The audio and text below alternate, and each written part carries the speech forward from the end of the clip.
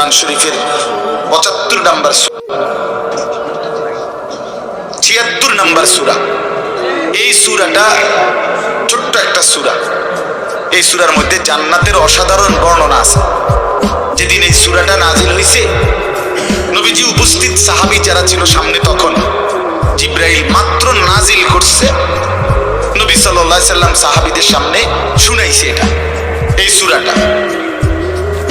এই সূরার মধ্যে জান্নাতের খুব সুন্দর বর্ণনা আছে, সূরা তাহার। তো এই সূরার এই জান্নাতের বর্ণনা শুইনা এইখানে বসা একজন সাহাবী, কালো, রাজুলুন আসওয়াদ তাফসীরে আছে, উনি ছিলেন একদম কালো রঙের সাহাবী, সহজ সরল সাহাবী। এইখানে বসেই একটা চিৎকার দিছে জান্নাতের আকাঙ্ক্ষায়, ওইখানে ইন্তেকাল করছে। আল্লাহ নবী সাল্লাল্লাহু আলাইহি সাল্লাম বলছেন, লাকাদ আখরাজা নাফসা সাহিবিকুম আশ-শাওকু ইলাল জান্নাহ। তোমাদের সাথী জান্নাতের শৌক, আগ্রহে জীবন দিয়ে দিল। দেখো, জান দিয়ে দিল, জান। निकल जाए दम तेरे कदमों के नीचे, यही दिल की हसरत, यही दिल की आरज़ू है। আল্লাহর প্রিয় বান্দারা এটা বলে যে, হে বড় মাওলা, আপনার তোমাকা শরীর নিয়া শেষ মুহূর্তে সাহাবীরা একটা কথাই শুধু বলতেন, ফুজতু ওয়া রাব্বিল কাবা, কাবার রবের কসম, আমি কামিয়াব হয়ে গেলাম, আমি সফল। ফুজতু অর্থ হলো আমি সফল হয়ে গেলাম, সফল হয়ে গেল। তার মানে শহীদ ব্যর্থ হয় নাই, শহীদ কি হয়েছে? সফল হয়েছে। শহীদ জীবন পেয়েছে, নতুন করে জীবন পেয়েছে।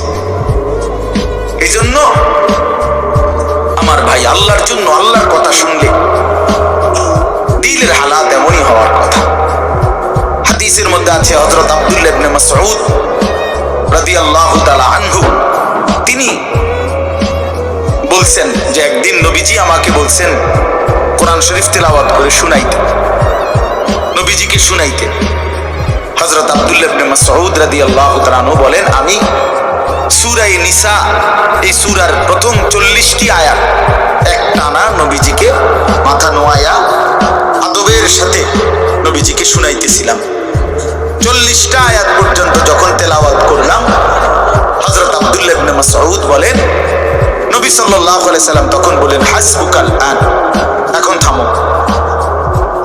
তো 40 আয়াত পড়ে যখন আমি থামলাম, হযরত আব্দুল্লাহ ইবনে মাসউদ বলেন, ফালতাফাতু ইলাইহি, আমি নবীজির দিকে চোখ তুলে তাকালাম, ফাইযা আইনাহু তাদরিফান, তিনি বলেন, আল্লাহর কসম, আমি দেখতে পাইলাম আল্লাহ নবী সাল্লাল্লাহু আলাইহি সাল্লামের দুই চোখ দিয়ে অজরে পানি ঝরছে।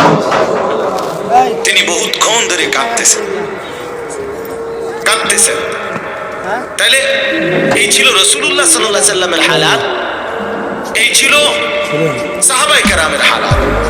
আল্লাহর কথা শুনলে নবী নিজেও কাঁদতেন, সাহাবায়ে কেরামও কি করতেন?